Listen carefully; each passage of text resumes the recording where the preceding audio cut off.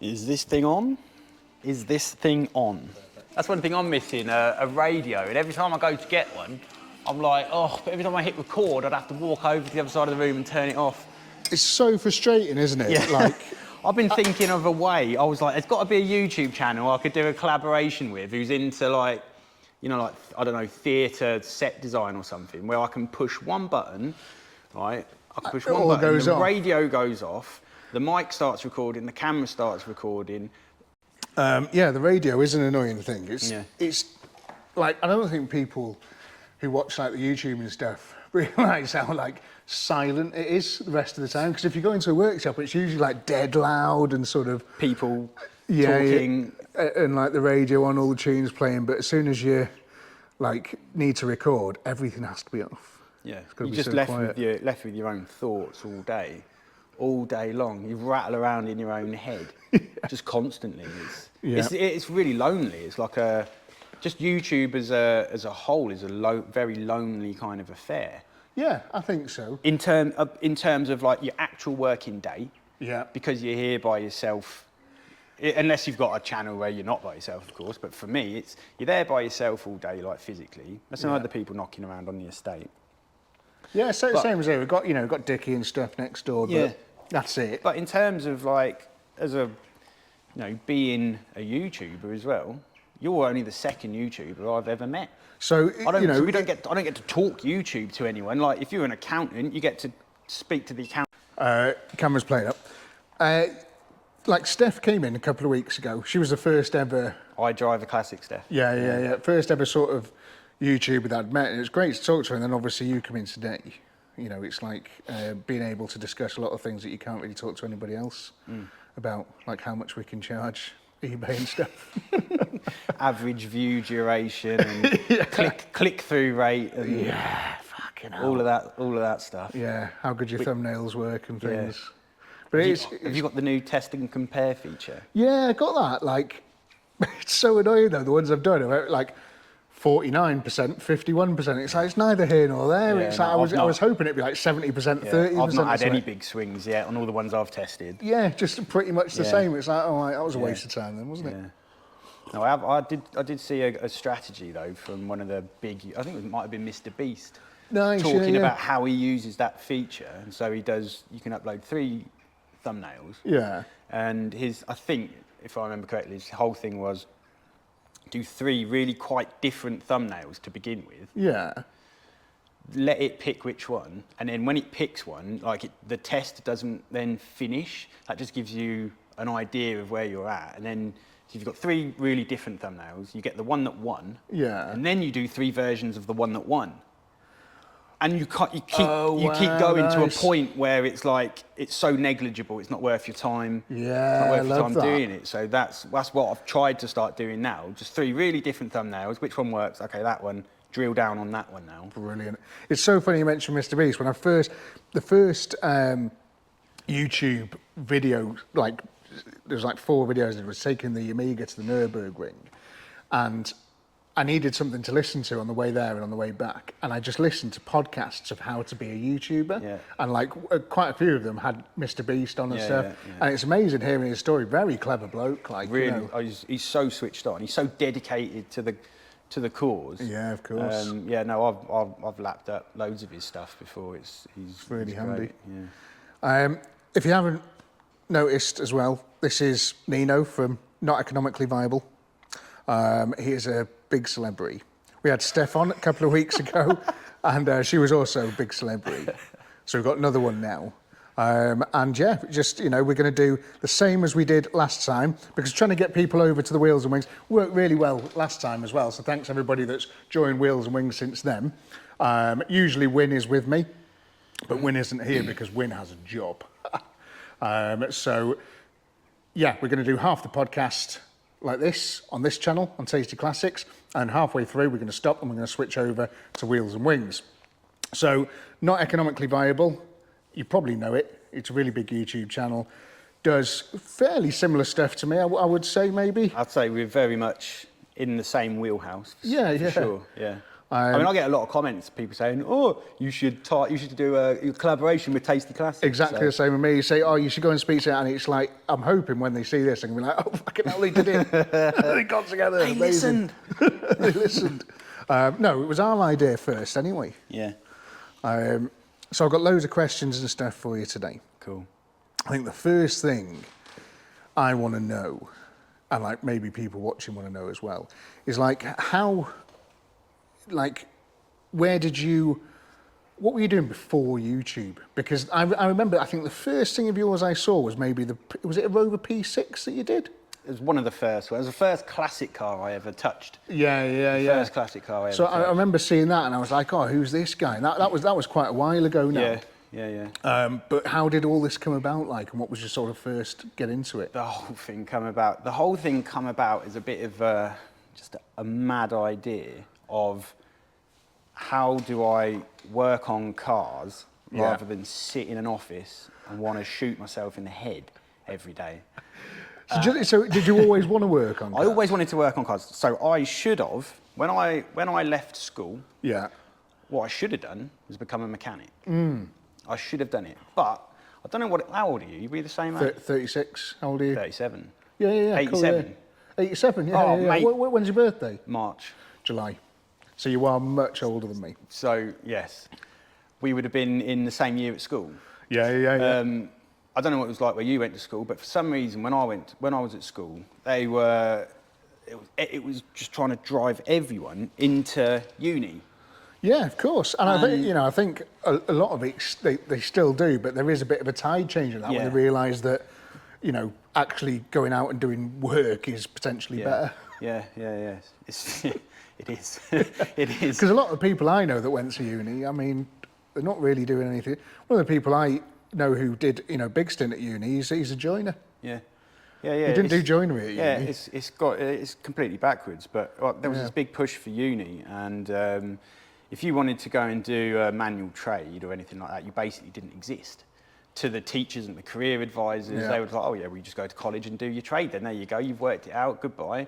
But there was just this push to uni, and I got caught up in that. And I went to uni. I was one of the first, out of my family to go to university, and it was quite a big thing.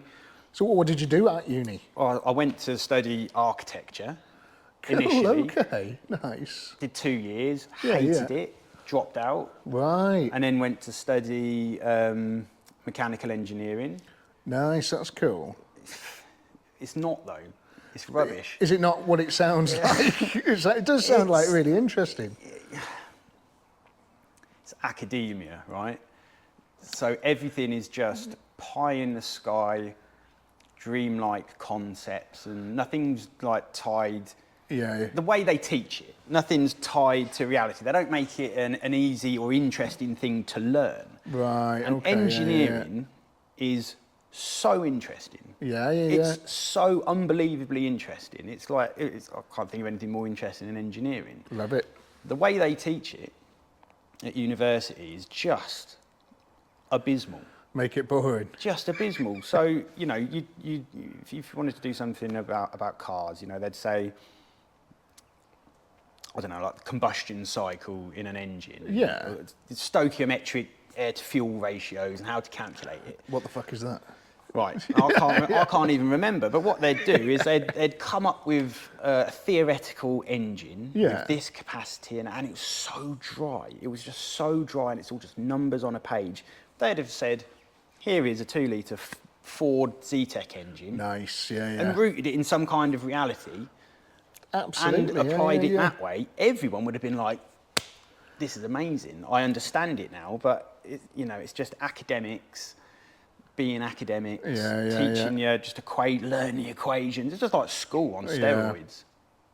I mean, I find like a lot of the best doers out there that I've sort of known in the car world and mechanical world and stuff are people that have learned on the job, and people that have, as you said, learned from the application of actually doing it through like apprenticeships and stuff mainly. Because I think an apprenticeship, especially in this sort of stuff, if you're getting your hands on cars by the time you just left school at 16, by the time someone else is leaving uni and they're only just getting their hands on cars, Yeah. you've already had your hands on cars for 3 years. You know fucking half of it already, you know. And that the biggest battle is stuff like, you know, muscle memory and how hard can I tighten this bolt before it snaps, you know. And you've got someone fresh out of uni, you're gonna fucking snap everything. Yeah. I think that's why so many cars are badly designed as well. I saw a comment recently on... Very interesting, I saw a comment recently on, it was Instagram or YouTube, of someone talking about how hard it is for... how hard it is for to work on some like modern cars in particular. Someone said, I like your RS6. Yeah, like my RS6. Well, there's a really easy way, someone was saying, to solve that problem, and is that any engineer that gets hired at a car firm needs to spend a year working as a mechanic on the products that they're going to go on to design. So you wouldn't have any of these issues. Like as punishment. Yeah, like the RS6, you know, you want to change the oil filter. Oh, you can change the oil filter, but you've got to remove the anti-roll bar. Yeah. God, it's nuts, man. Just one example that just comes straight to mind, you know, just things like that. But yeah, I mean, I went to uni and I can't remember it. None of that counted to what I do now. I can't remember any of it. It wasn't useful. So interesting. It genuinely wasn't useful. And it could have been so good. And there's people that go and do that whole uni thing and they get right into it and they become really good engineers and but I wasn't suited to that environment. It's basically what I'm trying to say. There's a whole load of people that go and do that kind of thing who shouldn't have done it. I was one of them. I should have just got on the tools, and I didn't. And this whole YouTube thing was just a reaction to how I screwed up earlier on in my life. So what were you doing as a job before? So I'd never had a career. Right, okay. That was the problem. I'd always bounced around after that as well. At uni, I went from uni and worked in London, just doing London-y, rubbish, mediocre office type things. I worked for Talk. Just as I think I've worked for Talk at one point as well. Whole slew of just kind of just meaningless, nothing jobs that aren't improving your soul, aren't improving humanity, just not doing anything. And and then hopped around and never settled on any one thing, never had a trade, never had a specialism. And then obviously, as you start getting into your 30s, that becomes really quite worrying. Of course, absolutely. It genuinely becomes worrying. And I always knew that I should have worked on cars, that I wanted to work on cars. So were you a bit of a petrol head during your uni times and stuff? I've always been a petrol head. But I've always been more interested in how the cars work rather than necessarily, you know, like I'm not an anorak. Facts and figures and things like that. I forget everything. You know, I look at everything. People go, "Oh yeah, well that was produced from 1978 to," and I'm like, I'm so ignorant of all of that kind of stuff. I am a little bit as well. I'm really keen on. I know a lot about what I love and what I know, but as a general, there's people out there that are encyclopedias, and I ain't one. No. Do you know what I mean? I know what I know about, and that's pretty much it. I've had a couple of comments before, people are like, how do you not know about the car you own? I'm like, because that aspect of the car, isn't it that interesting to me? I prefer working on it and just you know, learning about how it works in whatever I've got in front of me. But I've always been a petrol head, you know. What was your first car? My first car was a Mark V Ford Fiesta. Mark V? Was it a Mark V? Yeah. What year? 2002. Wow, 1.4 petrol. Amazing. It was a category D, which I think probably set the tone for everything that has gone on in my car world since. Brilliant. It was a Cat D that my old man bought off of some shady mate, and it was like really cheap, and he bought that car for me, and it was ropey. It was ropey. Like I remember driving it through Halford's car park not long after I passed my test. Just went to turn into a space and the lower arm just snapped. Fuck. So it'd been like, I think it had been cut and shut. And love it. It was really cheap as well. And it wasn't that old really by the time I started driving. Amazing. What were you getting from Halford's? I was probably going in to look at subwoofers. Yeah. Remember back in the day where they had all of the stereo. They've still got the subs in that. Yeah, I know, but do you remember you used to go through, you used to have the button, didn't it? You test so you could switch the speakers on of which speakers you wanted. And you used to just go in, didn't you? Yeah. Press the button and just crank the volume. So good. The recent trip in that, the stereo broke on the way down, and I stopped at Halfords in Maidstone and bought they had everything I needed, the wiring harness, the fascia surround, everything to just put one in their car park. It took me 5 minutes, and I love Halfords for that. I love Halfords. If it wasn't for them, we'd be fucked, absolutely fucked. I think Halfords is great. I don't understand these people that call it Halfords. Halford. So there's two sides to Halfords. There's two sides to Halfords. The side of Halfords I love is the retail stores. Yeah. Big thumbs up. And then there's the other side of Halfords, which is the auto centres. Yeah. Which is, from my experience, as well, not so good. Halfords has got a real sketchy past. Do you remember when they used to sell Deus? No. They used to sell Deus, and there used to be Deus service centres. Fucking dead weird. And my mum had a Deu. Oh, it was a small hatchback. It wasn't a Nexia. It was a Deu. It began with an L. Anyway, and it was such a shit car. And she used to take it to Halfords, and anyway, the whole thing was a very much a sort of, we've got you now, we're going to charge you what you want. And I think they made up this story about they couldn't get a spark plug out, so they had to do loads of other work to the car. And I was too young at the time to really know what they're talking about. And I remember, like, now looking back on it, I'm just like, fuck, we were massively taken for a ride there, you know. So I think that's where a lot of the Halfords bad press has come from. Yeah. But, and other stuff, like prices they pretty much just make them up. And if you go in there and say, can I have this cheaper, sometimes they just give you it cheaper. It's weird. Oh, do they? Yeah. You can haggle with Halfords. You can haggle with Halfords. Just try and haggle. If you get anything from this, it's that you can haggle with Halfords. And usually it's a good line is, I've seen it on your website for £10 cheaper. Oh, okay. Oh, there was a deal on this last week. Can you make it? Oh, yeah. Well, I know what I'm doing tomorrow.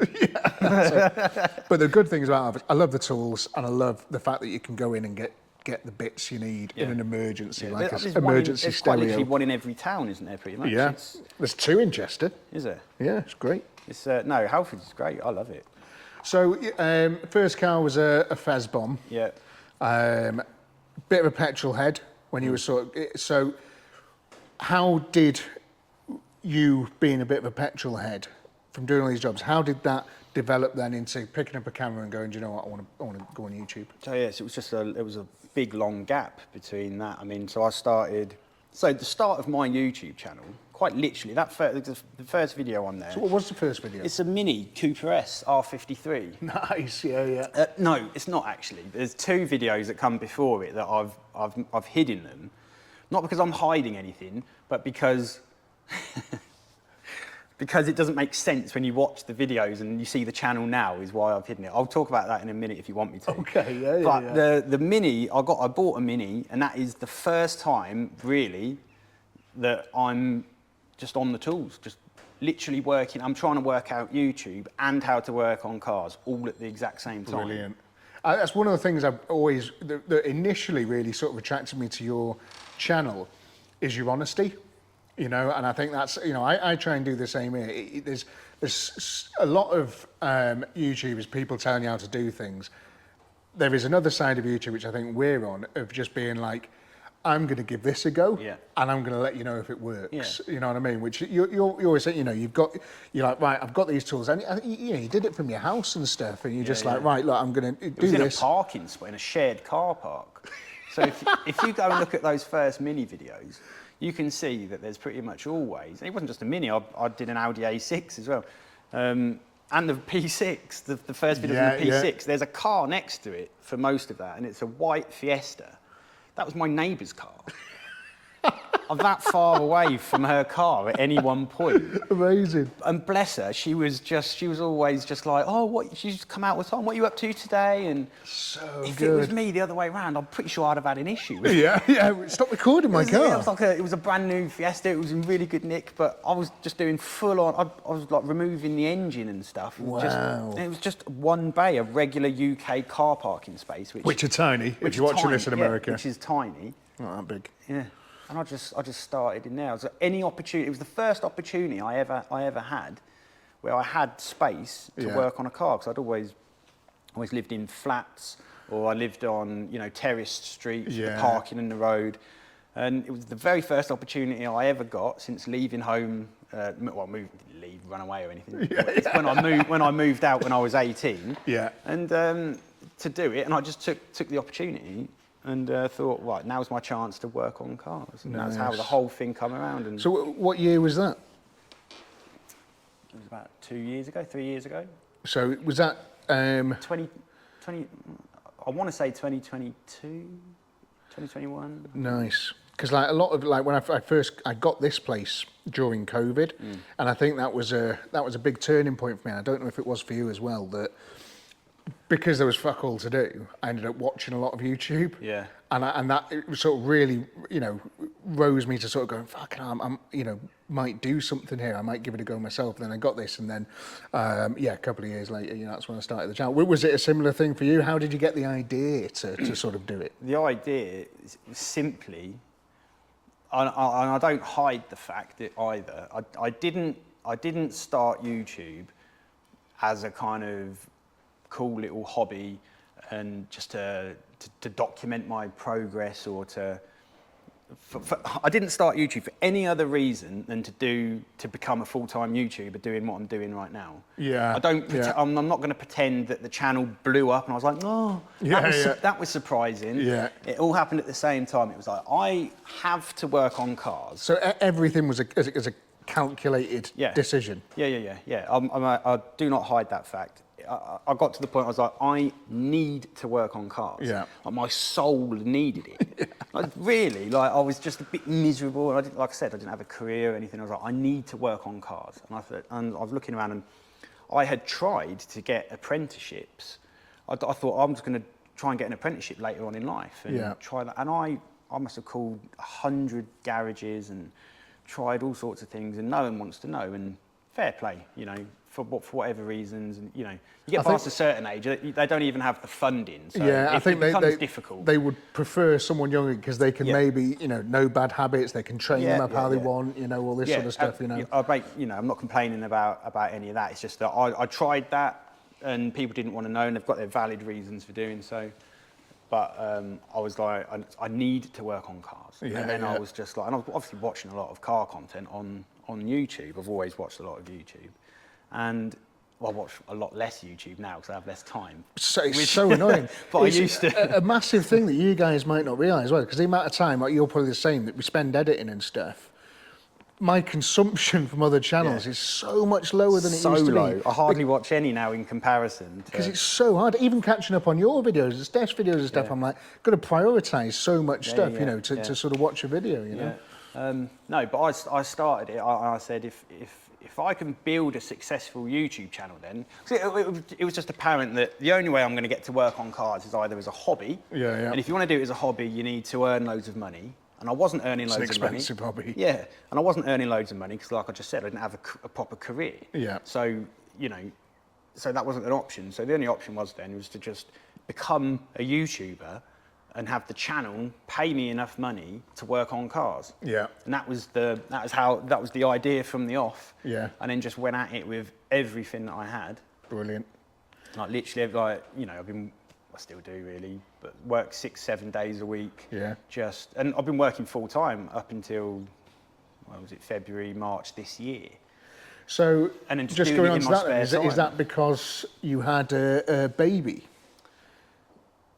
No, it all just happened all at the same time. No, so you stopped. I have had a baby. Full time. You sort of stopped working and stuff. And was that anything to do with the point where you went right? Just YouTube and the baby, or was it? It wasn't anything to do with the particular moment in which it happened necessarily. Right. It was influenced by that. Yeah. And a lot of it was, you know, doing what I was doing before, earning what I was earning. It made it real that, you know, you've got a family to support now. You need to earn more money. Yeah. Frankly. Yeah. And YouTube was earning me at that point, just about when he came about. YouTube had started to earn me more than my day job. And so I was like, it's now or never. It's now or never. It has to be now. Yeah. It has to be now. And so, and I quit my job and went all in on YouTube. Well, more all in on YouTube. Brilliant. So good. Absolutely love it. So, and how have you found it since then? hard. In what respect hard? So you can, so my channel blew up in September last year, really. Yeah. It was the very first video I did on the golf, was where it really got into its stride. I changed up the style of the videos. I concentrated more on storytelling, and, you know, telling my story of an idiot with some spanners trying to fix something that he's not qualified to do. Right? Yeah, which is very, it's an honest, it's captivating, it's enjoyable to watch. It couldn't be anything else. I couldn't pretend to know what I'm doing. Absolutely, I'd make a 2-minute video of me going on when I did the discs. Yeah. But, you know, that's part of it. So, but I had a very kind of, I had a lot, my videos were, I was developing what I think anyway, was a unique style, and it was working for me, and the videos were doing really well. And, you know, I went from hardly earning any money on YouTube from all the videos up until the first video on the golf, where all of a sudden it went from September. So the channel kind of started to blow up in September, and then I'd quit my job and was earning more money come February. Yeah, that followed it. It just went, it goes whoop. Yeah. The way YouTube works, it's like nothing, loads. Yeah. You know what I mean? Like income, like relative. You know, I'm not rich. I'm not pretending to be rich. Yeah. Well, that's another thing as well. Makes it viable. It does make it economically viable. The economically viable thing is interesting because I think, you know, the YouTube does, you know, pay to make all this happen, but fucking hell is it expensive. It's so expensive to actually do this. Everything you see, especially if you're, you know, like us where we, you know, a lot of the cars we end up keeping, or, you know, you're sort of, you're not essentially doing it for other people, so you're getting paid to do their work. You've got to, all the money that you've got to make yourself and do it can get better. And like, look at the parts cost so much money. It's and wickedly expensive to do. Batteries. Yeah. Batteries used to be 50 quid. Yeah. They're now 120. What happened? Yeah. It's absolutely everything. It's rent. Rent on your unit or your house, wherever you're doing it. All of your bills, all of your parts, services that you're having to buy, you know, just all. And as a YouTuber, camera equipment, microphones, SD card. Look, and so that proves my point. So this GoPro, Ben's filming on a GoPro, right? And I've done most of my videos on a GoPro, and it's cutting out, it's giving an SD card error. Yeah. I know from experience now, with a GoPro doing that, you're fighting a losing battle. You need to buy basically a new GoPro at this point. It's going to keep doing it. Yeah. And so that's just another expense. It's 300 quid at a time. I mean, you know, it's handy because I can, you know, I'll keep this one, use it for different angles and stuff for doing different things. But for the main camera, I've got to go and buy another SD card, which is probably 60 quid, and another GoPro. So it's just, and this is just, you know, it's enabled to carry on and do things better. You just have to do that. 400 quid's a huge amount of money to have to spend just to drop like that, just because something does this. Yeah. It's just everything's just so expensive. It is. It's so expensive. Like I've just had, and for me at the minute is I'm doing everything as well for the first time now. So I've just got a workshop and stuff, which I know you want to touch on later. But I'm still buying tools for the first time. Yeah, tools are fucking dear. Tools. There's still tools I don't have, loads of tools I don't have, and I'm like, oh, that's another one, another one. You know, some people that are starting, you know, car YouTube channels now already have the stuff, and that's great, you know, and they can turn the camera on, they've already got a premises, and they're going at it, and like I envy those people. Like, you can't imagine, but I'm starting all of everything, like an apprentice, building a tool collection from the beginning. I'm trying to do it all. It's so there, and you know, getting the little bits. I'm only really starting now to get to a point where I'm not having to buy new tools all the time, and I've got quite a lot of gear, and that's it's taken me years to sort of, you know, get all this together. And it's when you do get to, you know, not having, like, I've got my new buffer, I've got my 2 Henrys, I've got my new pressure washer. I don't really need anything else, and it's handy because now, if I do have 400 quid spare, it goes on a new camera instead of like going, oh, I need a new pressure washer, I need this, I need that, you know. So, you know, that's pretty good. But yeah, so you the full time on YouTube,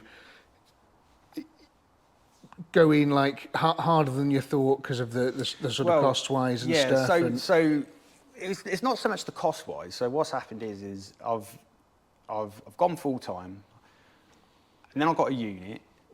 And then a ramp, and all of these expenses, all at the same time as quitting my job, having a baby, And then all of the stress of like, okay, well, I don't have now a salary to fall back on. Yeah. And so, and you have to put content out. And you have, right. And so that's the problem. That's where just recently it's become difficult. It's because you only get paid for what you do. Right? You don't just get paid the same every month. Yeah. Right? You get paid. It goes, if you put a video up, it's like loads of money. Next day, nothing. Nothing. And it just carries on at nothing until you put another video out. So you have to keep posting stuff. And there's nothing to say either that the next video you put out is going to do as well as the one that just came before it. Of so course, you've got no idea what you might earn in a month. You think you want to earn a baseline figure. Yeah. And you kind of do in a sense, but it's like month to month is just. And it's like anyone who's self-employed and starting a business. But so I'm starting a business at the exact same time. I'm doing all the bookkeeping, the accounting, everything, all at the exact same time, right? This is all going on all at once. And I'm thinking, I need to make it pay now more than ever. It needs to pay even more money now. And so you go to yourself, well, I just need to release videos. Release a video, release a video, release a video. And so if you look at the last selection of videos on my channel, you can see that the style of my videos changed. They became longer for one. Yeah. But they just changed in style. They didn't have so much kind of like editing and music and things like that they had before. And that's what actually made the channel successful. Right, okay. And it was because I just needed to get videos out. And those videos would take days sometimes to edit. Oh, tell me about it. Days to edit a video in that style that I was doing. And then and it changed accidentally when I did the final Range Rover video. Yeah. Because I just had the baby, and I didn't have time to plan a video like I would have done normally, and I didn't have time to edit it the way I normally did, and so I just made it kind of a lot longer, with like less music and just less editing. Yeah. It ended up being a longer video because counterintuitively, for me, it's easier to make a long video. Yeah. It takes way less time to make a long video than it does one of my shorter ones. Yeah, absolutely. Yeah, I feel like the shorter format, I want to tell a story. Yeah. And I can't do it in 30 minutes. No. Because I'm not, and I'm never going to be your sort of, I'm trying. It's difficult. I don't want to name too many names, but the channels like we spent £5,000 on 2 cars and took them off roading, and that and then I'm just not. That's not my. I'm not a shouty. Yeah. Oh my God! Look at this. We did this. Oh wow! Look at this. Do you think it's going to make it? Oh, I'm just like fucking hell. It's a headache. Too many bright lights and flashes and. All those half-an-hour videos is slick editing. Yeah. That's it. There's fuck all content there. It's just slick editing, and it's the people with the short attention spans. They love it. They're fucking great. Oh look, that car fell over. Yeah. But for me, I it's a story. I start same as you. You've got a car. Let's make this car better. Yeah. How can we do that? How hard is that? What's involved in it? Absolutely. But for me, what built my channel was an audience of people who. So I don't make videos like that. Obviously, I know what you're talking about. I know the exact videos you're talking about. I don't make videos like that, but I did them in my own way, and they were shorter. They were still like 40 minutes. Some of them. Yeah. They were shorter. They weren't like some of the bigger ones, but they were just. I was more precise with my storytelling, and they were just better. They were a better video for me to make than the ones that I've made just recently. But the ones I've made just recently are just a reaction to me just wanting to get stuff out. I've found that they haven't performed as well. Right, because that's how I built my audience on the videos that came before. Yeah. And that's what they liked. And so as of kind of like literally, I think it was like yesterday, I was chatting to the missus, and I'm now going to slow down a bit, not worry about putting out a video a week or as many as you possibly can, but slowing that down a bit, taking more time in the edit, telling a better story, going back towards the style that I had before that made the channel successful, that my viewers really enjoyed. The Range Rover video was brilliant. Absolutely loved that video. It was really good. Going back to that, because as it turns out, yes, I might do less videos in a month, but they get way more views. Yeah, and so that actually video, they pay more. Yeah, it still had a beginning, middle, and end. Who'd have thought? You put more effort into something, you get a better result. Who knew? Rather than just rushing something out, which is what I've been doing for the last few videos. If you take more care and attention like anything else, then you get a better result. Yeah, and, of course, and it's better for my soul. Yeah. Because I've known that deep down. Yeah, It's just been a reaction to the situation I found myself in. But now things have stabilised.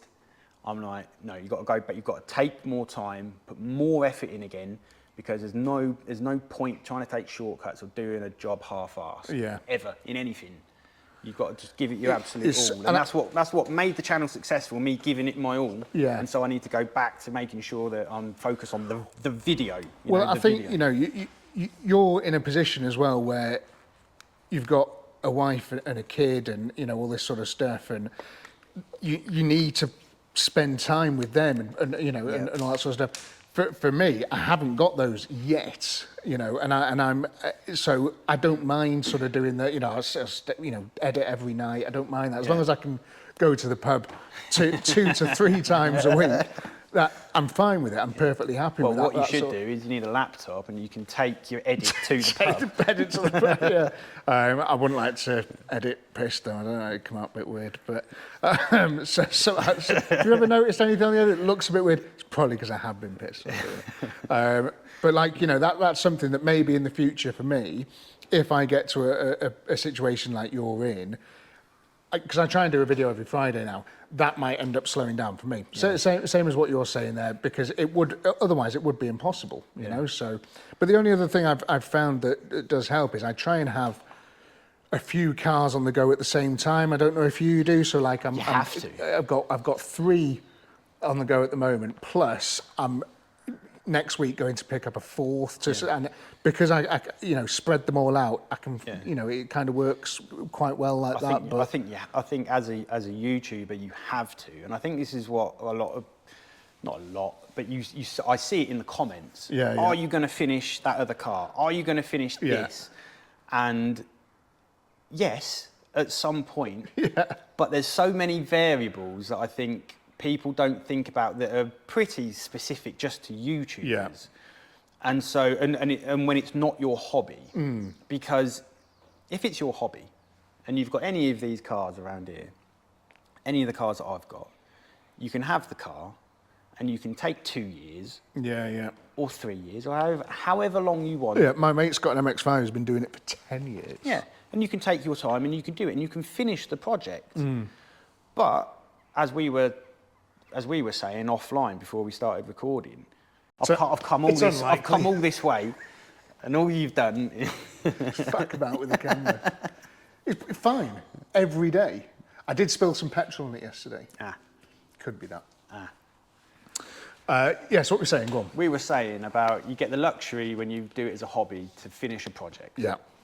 But to take your time with it. Take your time with it. But here, what the majority of people that watch the videos don't want to watch 10 videos of you doing the same welding job on a car or the same interior job. It's just not how YouTube works. There's some people, there'll be some people going, well, I do. Yeah, and it's like, there's a lot of the sort of fans of the channel, they do love watching them, but the Spitfire is a fantastic example of that. By the time I'd finished it, the last video that went out, which was, in my opinion, that was one of the best series I'd done, it just wasn't getting the views. No. If you look at them, you'd think, 30,000 people have watched that. That's a lot. It doesn't pay It doesn't pay hardly anything. And that took me like a month to do that. Yeah. And when you're doing a month's worth of work for nothing, and it's for nothing because I don't want to sell the car, I want to keep it, then, that's a problem. Yeah. That's what people ask me, are you going to restore this one? And I've said a couple of times now on video, it's unlikely you're ever going to see me restore a car on YouTube unless I can get myself like a gull-wing Mercedes. You know what I mean? And shell out a few 100 million quid. And that would bring in probably, it's not even guaranteed that to bring in viewership, right? Of course, absolutely. I'll just check the camera again. And so that's why YouTubers don't necessarily always restore cars, or it doesn't appear that we finish projects. And it's also why we have like 4 cars on the go, because especially with more classic stuff, you can't call Euro car parts or GSF car parts and have them bring a fuel pump for your Triumph here. That's it. Fuel pump's made out of glass. You might have to wait a week. Yeah. I've just had to order some parts for a project on my channel that you haven't seen yet from Spain. Wow. Second-hand parts from Spain. They've taken over a week to turn up, right? So I can't film anything if I don't have the parts. So I need to be able to jump onto something else. And that's why, you know, dealing with the more modern stuff, it's nice to, you know, spend a video restoring those to a point where at the end of the video it is nice enough, and it's a, you know, say nice enough, it's a pretty immaculate car at the end of it because it's doable. Can't do it on that. No. I'd need a 6-hour video just on some of the welding. Yeah. Do you know what I mean? It's impossible, you know. Yeah, it doesn't pay. It doesn't pay. And you know, if you don't know how YouTube works, YouTube doesn't work on a number of subscribers. The number of subscribers a channel has is actually utterly irrelevant. It's completely irrelevant. The only thing that's relevant for is massaging your own ego. I mean, literally though, it makes. Please subscribe to this channel, by the way. Yeah, and mine. Because I'm nearly at 100,000 subscribers. I thought you were well over 100,000. No, I'm on 90 something.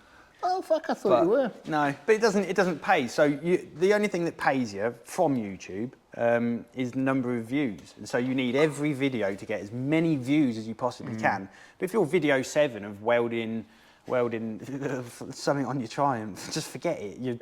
It's never going to work as a business. Yeah. And that's why you don't see YouTubers do it. I can't think off the top of my head of any big YouTube channels where they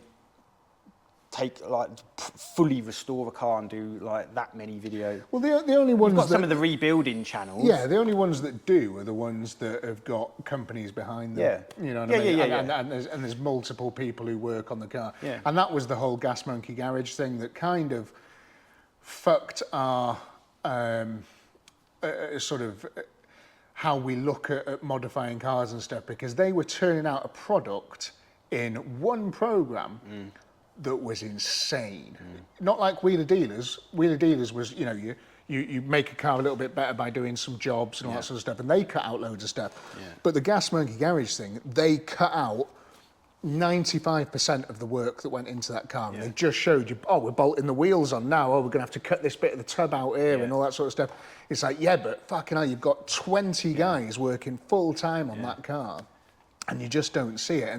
But that gave people the perception that you could turn out that level of work in a week. Yeah. And it's like, fuck, right, you can't. You can't. and because YouTube's more real, I think some people are only just working that out. Yeah. It's so true. I get so many comments of people go, you know, just saying something that in their head probably just makes total sense, but it's like, you know, with the Capri, it's like, oh, why don't you should paint it this colour first to see what it looks like, and then do the other colour. I'm like, you went to entirely respray another car just to see what it looks like before I make a decision on the colour.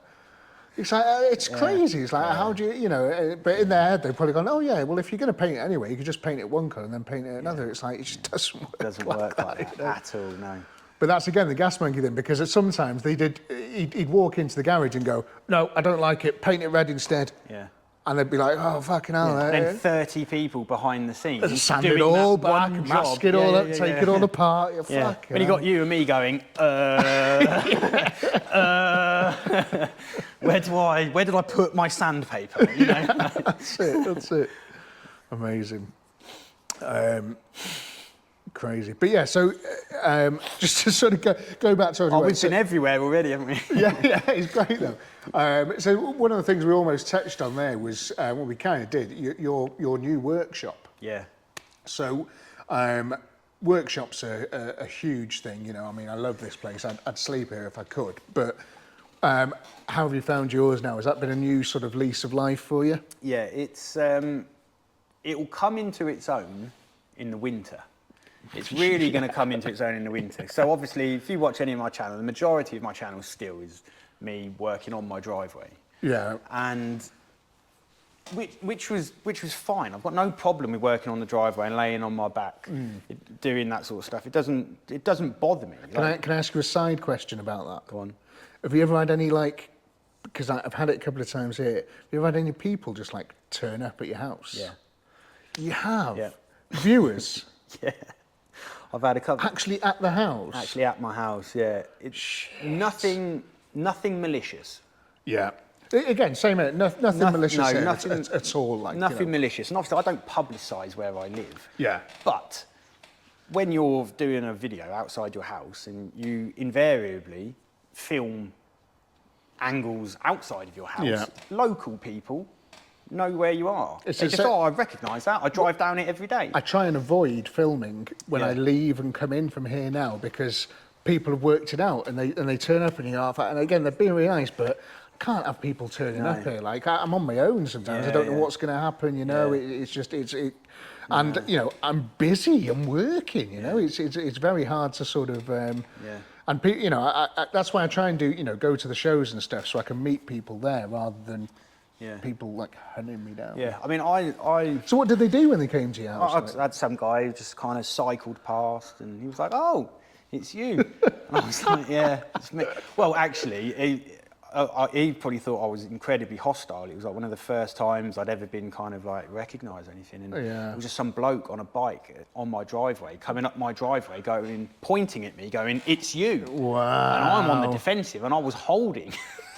I was holding a breaker bar. Yeah. Just happened to be holding a breaker bar. Yeah. I think I was working on the Mark 10 Jag. I was holding a breaker bar. He's gone, "It's you." And I've gone, "Who?" Well, I'm holding this breaker bar. Just some bloke at my house. I didn't know what was going on. Oh, shit. I'm not a celebrity. I don't go out getting recognised all the time. So I wasn't, true, wasn't used to it. And I'm like, "Yeah." And he was like, "You make the videos on YouTube." And I was like, calm down. I was like, Bad, isn't it? But it's, you know, and it was just an automatic defence mechanism. Yeah. So he probably thought I was a bit cold, and then I was slightly cold because in the back of my head I'm going, "You're at my house." And it's not. So I wouldn't turn up to someone else's place of work. No, and don't get me wrong, like, I absolutely love my viewers. That I owe them everything, pretty much. Of course, absolutely. But you've got to have some kind of boundaries, right? And turning up at your house is, you know, and people go past. It's probably overstepping the mark ever so slightly, isn't it? Yeah, I've had that a few times. People beat as they go past, and I've had people shout out the window, you know, "When's the next video?" And, you know. That's hilarious. But if people turning up... Don't do that, by the way. No. Even if it is hilarious. Yeah, like, you know, I love you all dearly, but please don't come to my unit. Please don't come to my house because... Firstly, I don't have the insurance. Yeah, I work by myself, so I don't need all of the public liability and all of that. Yeah. So I don't have it. It's an extra expense. So I can't have you in the workshop, and I'm worried about that. Also, I'm working. Yeah. I'm just working. As with you, like a one-man band, I've got a lot to do in a day, and I will chat to you for 2 hours about cars. Yeah. And then I've lost 2 hours, and I can't recoup any of that. And, so true. You know, I just. But this is why you know, going to the shows and stuff. Like I do it because I want to meet the viewers. And I think, you know, a lot of it is I don't really need to meet you because I speak to a lot of you, you know, especially on the Patreon and stuff, and like your memberships and things. You know, I have conversations with so many of you, and I know a lot of you just by your names, you know, so you don't need to tell, and you know, I know none of you ever would anyway, but like, I still have a really good relationship with a load of the amazing people that watch channel. And not just a one-sided relationship. I really like them because they give me so much, like, I get so much. Speak to Nino, or like telling me the colours. One amazing viewer was like, painted the Lambert and Butler colours because I got a Lambert and Butler umbrella, and I was like, "Fuck, this is brilliant," you know. And so many amazing, and people who sell me the cars, you know, all this sort of stuff. I learned so much. There's so many of my comments as well. People saying, "Oh, don't do that. Try this." Like, I mean, same with me. Half of what I've learned this day has come from my comments. So true. And I'm so grateful for some of the comments I get, the emails I get. They're brilliant. They're absolutely brilliant. You know, the emails and the comments. Have you tried doing this instead? What have you thought of this? What about this? And because, you know, you're on your own doing it. Sometimes you just don't know. No. Like, you need a second pair of eyes. You know, I've been doing stuff and someone's gone like, it's actually the pipe that you're trying to get the fuel out of is actually the one underneath. That's the return. Oh, for fuck's sake! Right, okay. Because you just wouldn't have noticed on your own. And I've had like just fairly recently, some guy emailed me saying I was an Audi Master Tech when your RS6 was being sold. Yeah. Any questions? Just let me know. I'll be more than happy. And it's like, who else gets that? Like, that's such a... I think yesterday I had or the day before I had someone message me to say, oh, I work in an Audi dealership. If you need any part numbers and stuff, just let me know. Just That's little so things good. like that. I'm just like, people are so...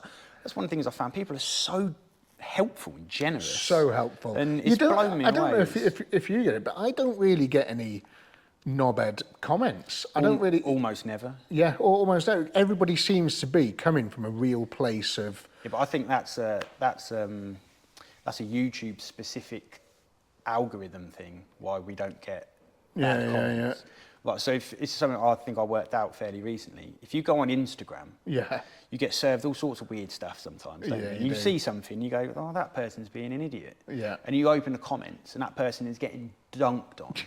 They are getting bullied and harassed, frankly. In the comments on Instagram. Happens all the time. I see Instagram is a cesspit. You could open Instagram right now and find a post within 30 seconds of someone getting dunked on, right? 100%. But that's an algorithm problem on Instagram's part, because, as you know, you open up Instagram and you're always getting served things that just aren't relevant to you. Of course, absolutely, right? yeah. And I see it all the time. I'm like, who's this idiot? Yeah. Why are they saying that? Why are they doing that? Yeah. And you see some of them comments, you think, yeah, I'm thinking it, I'm just not writing it, right? Frankly. But you go onto YouTube, YouTube's algorithm is so good at showing you pretty much only stuff that it's very sure you're going to be interested in. Yeah, that it's very relevant. And so everyone to you. that comes onto your video is already coming into it like, this is going to be good. Yeah. Or this is going to, with a good attitude. Yeah. And that's why you don't get those and they're interested in the thing that in you're the doing. thing already. So quite a lot of times, a lot of the people that watch the channel, they've got very good knowledge of what they're doing. Yeah. I find a lot of people that watch my stuff, they used to do it when they were younger, or they haven't got the space or the facilities to do it, but they have done it in the past. Yeah. And then they're a sort of connection of still doing it is to watch me doing it, you know, or watch you doing it. And it's such a great bit, because they're still getting to mess about with cars, but it's just from their you know, sofa or whatever. Or, you know, even if they are doing their own work on cars, you know, they can see like an interesting thing with another car and get ideas and stuff from them. But we're still sharing ideas. You know, you guys will write in the comments and go like, you should do this, you should do that, and they develop sometimes into videos and stuff here. So it's a real nice sort of water wheel of stuff on YouTube. I really like it. It's a good place to be. Yeah, the comments are great. Yeah, I wouldn't even say way less than 1% of comments are bad. Yeah, let's see if we can change that on Not Economically Bible. Go and give me some hate. Go on. Right, so we're nearly ready to switch over, but let's just get another couple of questions. I know we weren't talking about that. I did ask about the unit. Just in case there was anything, you just went off on a tangent. Yeah, didn't you? again, what was the question? Just has it made everything easier and stuff? Oh, right, no, so, it's going to come into its own in the winter. Yes, that was it. Because, that was ages ago. Yesterday we were talking about that. Do you know one of my favourite comedians of all time was Billy Connolly? Have you ever watched Billy Connolly stuff? Bits of him, yeah. He used to do this fucking hilarious thing where whatever he started, we're doing it again now, tangents. Yeah. He would start the whole thing with a story, and he'd go, and every single joke that was tangent, until right at the end, 2 hours later, and he'd go back to his same fucking brilliant. Anyway, sorry, it's the unit in the winter. Yeah, in the winter, because I'm doing all the work at home on the driveway, even just before getting it. So I got the unit really before I was before I was financially ready for it to be really comfortable. Obviously, I could afford it, but I was like, I could do with earning a bit more money actually to make it work. But I'd just gone full time a few months ago, and then I was just getting rained off. I went one whole week where I didn't pick up a spanner because it was raining so badly. People have seen it in my videos. I've got a gazebo. I've seen that, and it's quite sturdy. It's a trader gazebo, but still, it's brilliant. But it was so windy and so wet. I couldn't do anything. The gazebo wouldn't help. I couldn't tie it down.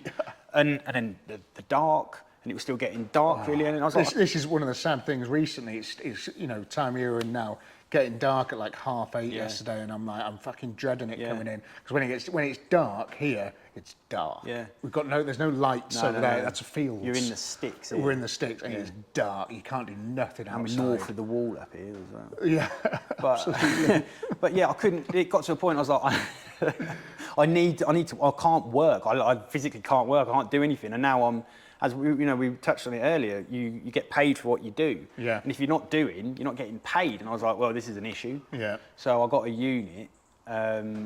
So I can actually just make videos. So I can just have somewhere dry and light to work. So I can just be. It was a question of productivity. Really. Yeah. That's all it was. But it's going well so far. But it will come into its own. Anything you're really looking forward to getting in there? Because I know you got your ramp recently, which is a fucking gift, mate, isn't it? honestly, A dream. Mate. I still go in there now, and I turn the dial, and it goes, ah, and a bit of me goes, like just every single time. I don't have to. So I just took not yesterday, day before yesterday. I took the engine out of a vehicle on the floor. I'm not mentioning it out loud because the video's not out yet, but it's a surprise. And I did it on the floor, and I was like, felt very grateful for the lift. Yeah, it's just, yeah, I don't think it's going to wear off anytime soon. I still love my lift. The only thing I don't like about my lift is it's got locking pins on it, and it just needs one right at the top because it sinks back down to the locking pins, and I lose maybe 3 or 4 inches, and because you're probably the same height as me, I just need that. Mine just goes on the tallest lock. Yeah. It's about, I can get a car about that much taller than me. See, but it's for me, it's under my head, so I need to. And I think as time goes on, I think I will get a second ramp in here. Yeah. I'll keep that one, but I think maybe a second ramp, another 2-poster there, or I'd love a 4-poster, but whatever. But I think a second one. A at some second point ramp, would be because you good. always have a dead car as well. That's the problem. Yeah. I've got a dead car, not even on the ramp at the minute, but in the space where the ramp is. Yeah, so I can't even use the ramp at the minute. It's just a dead car, and so it's like, if I had a second lift, I've already started thinking. And you get another dead car, and then get a third lift, and get another dead car, and get a fourth lift. Well, that's good, and I love seeing it. It's great to see, I think we should, at this point, switch over to Wheels and Wings. Lovely. So this is the other channel. So it's dead straightforward. If you get out of this video and look at the description, click on the description, you'll see a link. It says Wheels and Wings Podcast. Click on that link and it'll take you straight to the second part of this video, because we've got loads of really interesting stuff to talk about. A few more questions and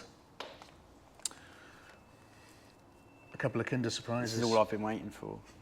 But if you're watching this on a phone or your TV, and you're going to start turning the device, you're going to start going over to the other channel. While you're doing all of that, just hit subscribe. This is the perfect time. You're messing around with it. Just hit the subscribe, then go to. It'd be really helpful. Thing, yeah.